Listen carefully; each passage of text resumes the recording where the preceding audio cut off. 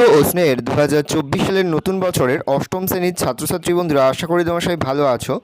আজ আমরা যে বিষয়টি নিয়ে আলোচনা করব, অষ্টম শ্রেণীর সেকেন্ড সামেটিভ অর্থাৎ দ্বিতীয় পর্যায়ক্রমিক মূল্যায়নের ইতিহাসের কোশ্চেন পেপার নিয়ে। দেখো সরাসরি স্ক্রিনে কিন্তু আমরা অষ্টম শ্রেণীর সেকেন্ড সামেটিভ অর্থাৎ দ্বিতীয় পর্যায়ক্রমিক মূল্যায়নের ইতিহাসের কোশ্চেন পেপার দেখতে পাচ্ছ। ফুল মার্কস তোমাদের রয়েছে 25 আর সময় তোমাদের রয়েছে 50 মিনিট।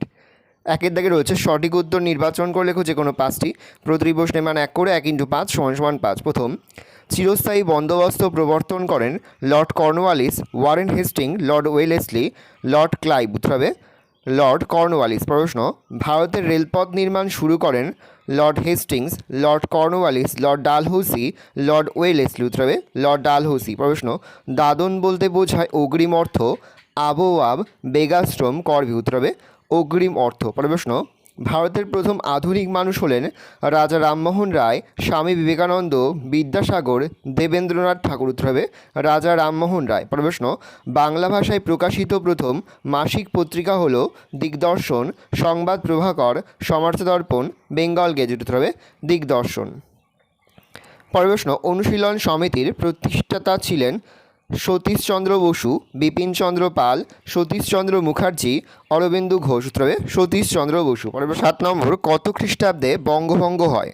1906, 1904, 1905, 1805। উত্তর হবে 1905 খ্রিস্টাব্দে। প্রশ্ন, নিচের প্রশ্নগুলির উত্তর লেখো। 4 থেকে 5টি শব্দ বা একটি বাক্যের মধ্যে যে কোনো 5টি। প্রতিটি প্রশ্নের মান 1 করে 1 × 5 = 5। দশালা বন্দোবস্ত কে চালু করেন? উত্তর লিখবে লর্ড কর্নওয়ালিস। প্রশ্ন, দাক্ষিণাত্য হাঙ্গামা কবে হয়েছিল? উত্তর লিখবে 1875 খ্রিস্টাব্দে 12ই মে। প্রশ্ন, নীল বিদ্রোহ কবে শুরু হয়েছে? তো লিখবে 1859 খ্রিস্টাব্দ থেকে 60 খ্রিস্টাব্দের মধ্যে কিন্তু নীল বিদ্রোহ হয়েছিল। প্রশ্ন, দামিন ইকোহ কথার অর্থ উত্তর হবে পাহাড়ের প্রান্তদেশ। প্রশ্ন, সিপাহী বিদ্রোহের প্রথম শহীদ কে ছিলেন? উত্তর লিখবে মঙ্গল পাণ্ডে। প্রশ্ন, হিন্দু মেলার প্রতিষ্ঠাতাকে? উত্তর লিখবে নবগোপাল মিত্র। প্রশ্ন, PN ঠাকুর কার ছদ্মনাম? উত্তর লিখবে রাসবিহারী বসু। 3 দাগে রয়েছে নিচের যে কোনো দুটি প্রশ্নের উত্তর দাও। 2 থেকে ডিঙ্গি বাক্যের মধ্যে প্রশ্নের মান 2 করে 2 × 2 = 4। প্রথম, সম্পদের বহির্গমন কাকে বলে? উত্তর লিখবে সম্পদের বহির্গমন কথার অর্থ হলো প্রতিদানহীনভাবে এক দেশের সম্পদ অন্য দেশে চলে যাওয়া। ইস্ট ইন্ডিয়া কোম্পানি ভারতের টাকায় ভারতীয় পণ্য কিনে অথবা নাজরানা বাবদ বিপুল পরিমাণ অর্থ ইংল্যান্ডে নিরবিচ্ছিন্নভাবে চালান দেওয়ার ফলে ভারত আর্থিক দিক থেকে নিঃস্ব হয়ে পড়ে। একেই সম্পদের বহির্গমন বলে। সূর্যাস্ত আইন কি? চিরস্থায়ী বন্দোবস্তের প্রধানতম শর্ত হল বাংলা বছরের শেষ দিনে সূর্যাস্তের আগে জমিদারগণ নিজেদের প্রদেয় রাজস্ব প্রদান না করলে তাদের জমিদারি বাজেয়াপ্ত করা হবে। এই আইন সূর্যাস্ত আইন নামে পরিচিত। জ্যোতিরাও ফুলে কী জন্য স্মরণীয়?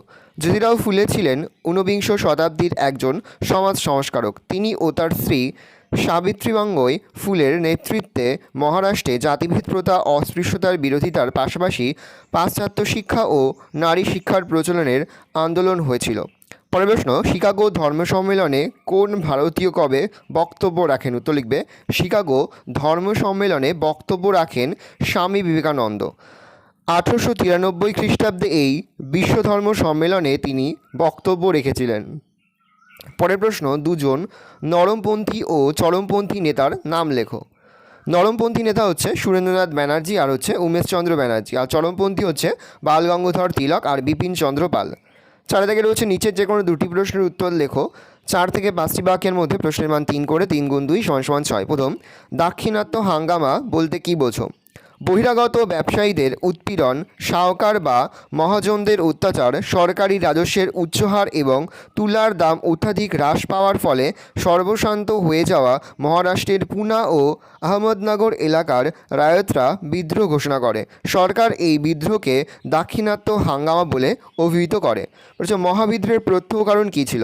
মহাবিদ্রোহের প্রত্যহ কারণ ছিল এনফিল্ড রাইফেলের প্রবর্তন। এই রাইফেলের টোটা দাঁত দিয়ে কেটে বন্দুকে পুড়তে হতো।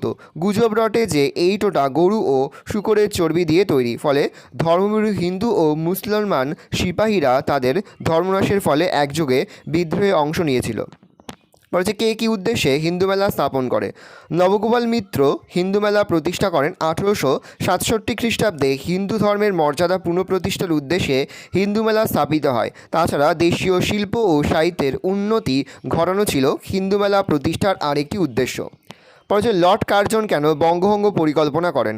লর্ড কার্জন মুখে প্রশাসনিক সুবিধার কথা বললেও বঙ্গ বিভাজনের জন্য তার উদ্দেশ্য ছিল রাজনৈতিক।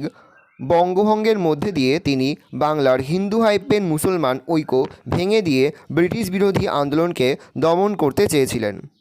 5 দাগে রয়েছে নিচে যে কোনো একটি প্রশ্ন উত্তর দাও। 8 থেকে 10টি বাক্যের মধ্যে প্রশ্নের মান 5। প্রথম, ভারতে রেলপথের বিস্তার এদেশের আর্থসামাজিক জীবনে কী পরিবর্তন এনেছিল?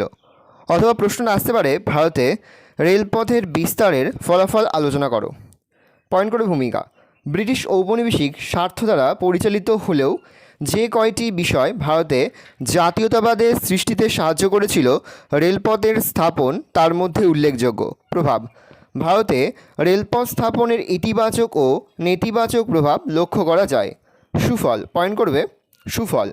রেলপথ স্থাপনের সুফলগুলি হলো 1 দিয়ে পয়েন্ট করবে যোগাযোগ ব্যবস্থার উন্নতি, গ্রামগুলির সাথে বন্দর ও বাজারের যোগাযোগ গড়ে তোলা সম্ভব হয়। 2, কর্মসংস্থান। রেল ব্যবস্থা প্রবর্তনের ফলে বহু মানুষের কর্মসংস্থান হয়েছিল। 3, বাণিজ্যের উন্নতি। গ্রামীণ পণ্য সম্ভার অতি সহজেই বন্দরের মাধ্যমে বিদেশে বা দেশের অন্যত্র পাঠানো যেত বলে বাণিজ্যের অভাবনীয় উন্নতি পরিলক্ষিত হয়। শহর ও বন্দরের উত্থান। রেলপথের বিস্তার ভারতে নতুন নতুন নগর ও বন্দর গড়ে তুলেছিল। 5 দিয়ে পয়েন্ট করবে জাতীয় চেতনার বিকাশ। রেলপথের মাধ্যমে দ্রুত যাতায়াতের ফলে ভারতের বিভিন্ন প্রান্তের মানুষের সঙ্গে যোগাযোগ স্থাপিত হয়, তারা নিজেদের ভারতীয় বলে ভাবতে থাকে। সৃষ্টি হয় জাগ্রত জাতীয়তাবাদের, মুক্তি আন্দোলনের সূচনা হয়। কুফল। রেলপথের বিস্তারের কিছু কুফল পরিলক্ষিত হয়েছিল, যেমন সম্পদের নির্গমন। রেলপথের মাধ্যমে ভারতের সম্পদ বিদেশে অতি সহজেই চলে যেতে থাকে। 2, কুটির শিল্পের ধ্বংস। ইংল্যান্ডের দাম ও গুণগত মানের দিক দিয়ে ভালো পণ্য সম্ভার ভারতের গ্রামাঞ্চলে পৌঁছে যাওয়ায় কুটির শিল্পের ধ্বংসসাধন হয়। 3, দেশীয় বাণিজ্যের ক্ষতি। তাই বিদেশি পণ্য ভারতের বাজারে ভর্তি হয়ে যাওয়ায় দেশীয় বাণিজ্য ব্যাপকভাবে ক্ষতিগ্রস্ত হয়। জলপথের গুরুত্ব হ্রাস। রেল ব্যবস্থা সড়কপথে যোগাযোগকে এত দ্রুত করেছিল যে জলপথের গুরুত্ব ক্রমশ কমে যায়, বহু মানুষ কর্মহীন হয়ে পড়ে। খাদ্যাভাব। রেলপথের মাধ্যমে চাল, ডাল, গম প্রভৃতি খাদ্য ফসল ইংল্যান্ডে চলে যাওয়ায় ভারতের খাদ্যের অভাব দেখা দেয়। মূল্যায়ন। রেলপথের বিস্তার ভারতের আর্থসামাজিক জীবনে ব্যাপক পরিবর্তনের সূচনা করেছিল। জাতীয়তাবাদ সৃষ্টিতেও রেলপথের প্রভাবকে অস্বীকার করা যায় না। পরের প্রশ্ন, মরলে মিন্টো সংস্কার আইনের মূল্যায়ন করো। সূচনা। ভারত সচিব জন মরলে ও গভর্নর জেনারেল লর্ড মিন্টোর মিলিত উদ্যোগে 1909 খ্রিস্টাব্দে ভারতে যে শাসনতান্ত্রিক সংস্কার প্রণয়ন করা হয়েছিল তা মরলে মিন্টো সংস্কার আইন নামে পরিচিত। পটভূমি। সমকালীন কিছু ঘটনা মরলে মিন্টো সংস্কার আইন প্রণয়নের পটভূমি তৈরি করেছিল, যেমন 1, 1907 খ্রিস্টাব্দে কংগ্রেসের ভাঙনকে কাজে লাগিয়ে চরমপন্থীদের দমন করা ও নরমপন্থীদের কিছু দাবি মেনে নিয়ে তাদের গ্রহণযোগ্যতা বৃদ্ধি করা। 2, মুসলিম লীগের মতো রাজনৈতিক দলকে উৎসাহ দিয়ে হিন্দু হাইপেন মুসলিম ঐক্য বিনষ্ট করা। 3, মুসলিম লীগ নেতা আগা খানকে প্রদত্ত লর্ড মিন্টোর প্রতিশ্রুতি রক্ষা করা। 4, ভারতীয়দের স্বায়ত্তশাসনের দাবির কিছুটা মেনে নেওয়া। আইনের মূল বক্তব্য। মরলে মিন্টো সংস্কার আইন অনুযায়ী এক বড়লাটের কার্যনির্বাহী পরিষদে একজন ভারতীয়কে নিয়োগ করার কথা বলা হয়। 2, মাদ্রাজ ও বোম্বাইয়ের কার্যনির্বাহক পরিষদের সংখ্যা 2 থেকে বৃদ্ধি করে 4 করা হয়। 3, কেন্দ্রীয় আইন পরিষদের সংখ্যা 16 থেকে বৃদ্ধি করে 60 করা হয়। সরকারি সরকারি কর্মচারীগণ জমিদারদের মধ্যে থেকে 27 জন বড়লাট কর্তৃক মনোনীত হবেন, বাকিরা বিভিন্ন প্রাদেশিক আইনসভা দ্বারা নির্বাচিত হবেন। 4, প্রাদেশিক আইন পরিষদের সদস্য সংখ্যা 30 থেকে বৃদ্ধি করে 50 করা হয়, তাদের মধ্যে অধিকাংশ হতেন ছোটলাট কর্তৃক মনোনীত। 5, এতে মুসলমানদের জন্য পৃথক নির্বাচনের ব্যবস্থা করা হয়। মরলে রেপ হবে। মরলে মিন্টো আইন দ্বারা ভারতীয়রা সরাসরি সরকারের আইন রচনার কাজে অংশগ্রহণের সুযোগ পায়, তবে এই আইনে প্রকৃত ক্ষমতা বড়লাটের হাতেই রাখা হয়েছিল। প্রাদেশিক আইনসভার ক্ষেত্রে ছোটলাট চরম ক্ষমতার অধিকারী ছিল। সর্বোপরি এই প্রথম মুসলমানদের জন্য পৃথক নির্বাচনের ব্যবস্থা করে দ্বিজাতিতত্ত্বের অবতারণা করা হয়।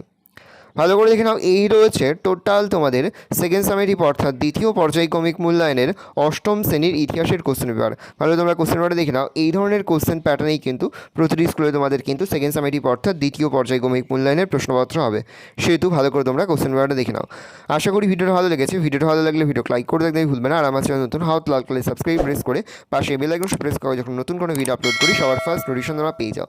আর এই ভিডিওটি তোমার বন্ধু বান্ধবী আত্মীয় সবার মধ্যে কিন্তু অনেক শেয়ার করে দেয় যারা এবছর অষ্টম শ্রেণীতে পড়ছে। আমরা কিন্তু ইতিমধ্যে অষ্টম শ্রেণীর প্রতিটি বিষয়ের সিলেবাস, প্রশ্নকাল এবং নমুনা প্রশ্নপত্র কিন্তু আপলোড করে দিয়েছি। তোমরা যদি এখনও পর্যন্ত সেই ভিডিওগুলো না দেখে থাকো, ভিডিওগুলো কিন্তু তাড়াতাড়ি দেখে নাও। তোমাদের সকলকে জানাই আগাম পরীক্ষার অনেক শুভেচ্ছা এবং অভিনন্দন। আশা করি সকলের পরীক্ষায় খুব ভালো হবে। একেবারে ভিডিও শেষে স্ক্রিনে তোমরা একটা প্লেলিস্ট দেখতে পারবে, তারপরে ক্লিক করলেই সমস্ত ভিডিওগুলোই কিন্তু তোমরা পর দেখে নিতে পারবে। কোথাও লিখতে বা বুঝতে যদি কোনো রকম অসুবিধা হয় তাহলে কিন্তু নির্দ্বিধায় কমেন্ট সেকশনে কমেন্ট করে জানাতে একদমই ভুলবে না।